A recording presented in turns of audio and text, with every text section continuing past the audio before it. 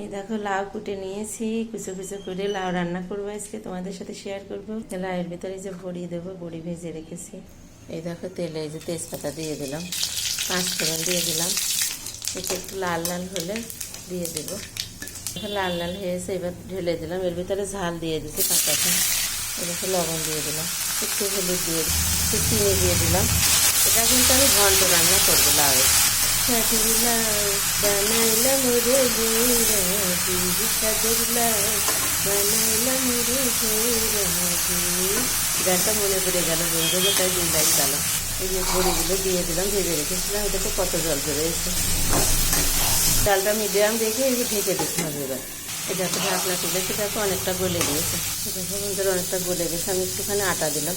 লাই একটু আটা না দিলে আটা আটা হয় না, ভালো লাগে না, ওই জন্য দিতে হয়। দেখো হয়ে গেছে, নামাবো। এই দেখো কতটা সুন্দর হয়েছে। এবার এই যে জাল বন্ধ করে দিলাম। কতটা সুন্দর কেমন হলো বন্ধুরা একটু জানাই কমেন্টে।